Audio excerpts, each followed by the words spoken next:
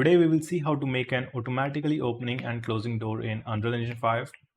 Right now we are in the third person template. We will go to the blueprints folder and create a new blueprint. This will be an actor. Let's say this is PP door.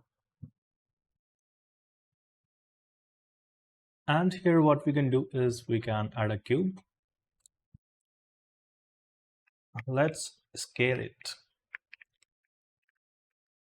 So attention here that this red is the x-axis and it will be forward. Alright, press R to scale. Now let's make it look like a door. So this is 1.75 here. And make it longer. Also, we need to move this door above the ground. Okay, slightly above the ground. Now we also need a scene for this cube because we will be moving the cube, but we don't want anything else to move. And an easy way to do that is to just have this cube inside a scene. So let's add a scene.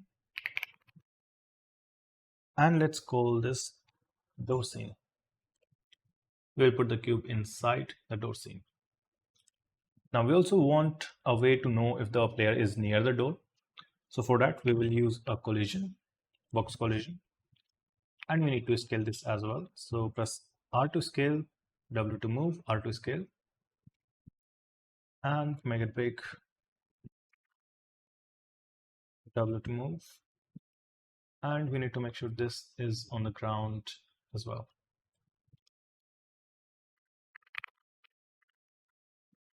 That looks fine. Yeah, for now that looks fine. So when this box overlaps with a player, we want the door to move. In the event graph, with the box selected, we're going to look for on component begin overlap. Before that, also make sure that simulation generates hit events is off, generate overlap events is on, and collision preset is overlap all dynamic. And we also want to create a timeline here, so add a timeline. Let's say this is door timeline. Add a float track. Let's say this is alpha. The length, the time for which this timeline will play. This will be 0.4 seconds in our case. We want to add two keys here. For the first key, we will select the first key and the time will be 0. Value will also be 0. So for the second key, select the second key, the time will be 0.4 seconds and the value will be 1. Wait it, this is how it looks. So over 0.4 seconds, this timeline will go from 0 to 1. Compile and save. Go back to the event graph. Now we also want to check if the other actor is actually our player. So in the third person character, it is passed to BP third person character. So if we cast the other actor to BP third person character, we will know if the other actor is our player. And if it is our player, we want to play the timeline. On update, you want to get the door scene. So let's drag it. And we want to set relative location.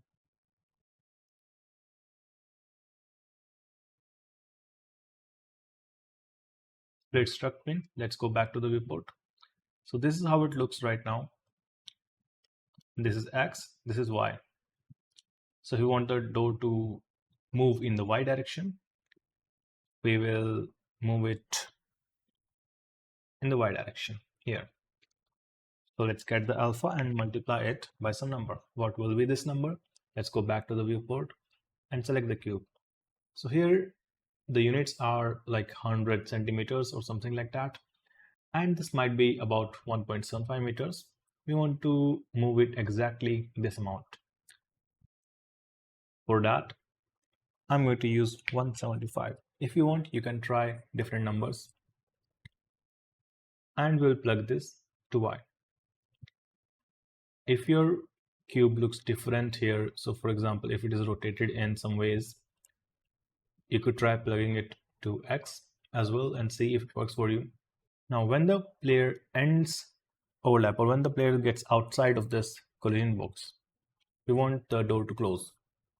So let's again select this box and let's get on component and overlap. And it's very easy this time. We need to cast the other actor. So let's say cast to BP third person character, and then we just plug it in reverse.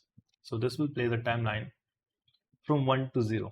That will set the relative location from 175 for Y to back to 0. Let's just try if it works.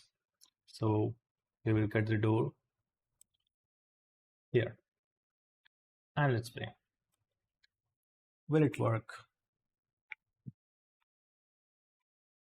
Yeah, so this seems to be working. Let's see, does the door need to be a bit higher? Maybe. So now also let's make the door look more like a door. So let's go back to the viewport. And here, what we're going to do is we are going to select the cube and duplicate. So Control D to duplicate. This is cube 1. Now we don't want this cube inside the door scene. We want it outside the door scene. So we will drag it on the door scene.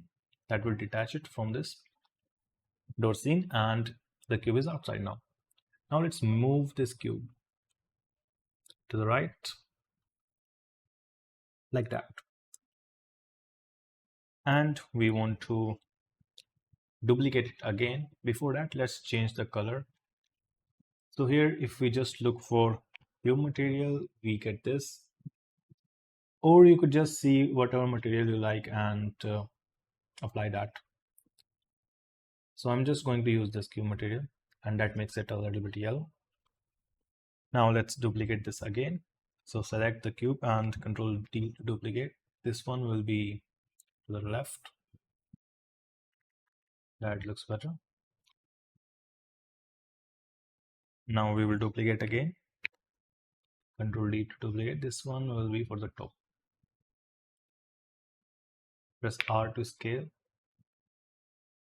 W to move.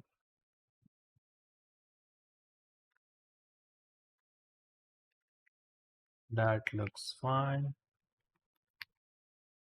Or R to scale again and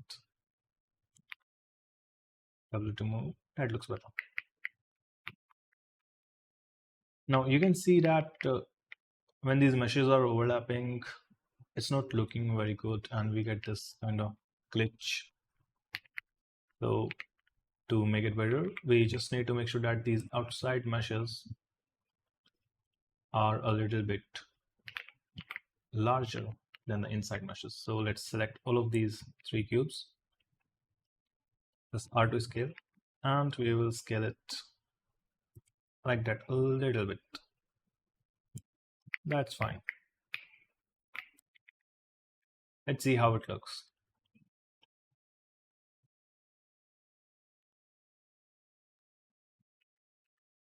And if the door just gets outside a bit, then we can scale the meshes again.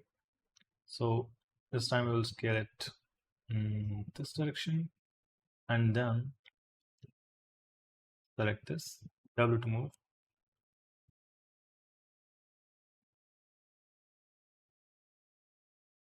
So something like that, R to scale.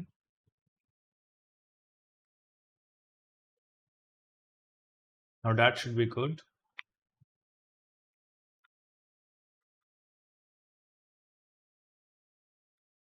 So this is how we can make an automatically opening door in Unreal Engine 5.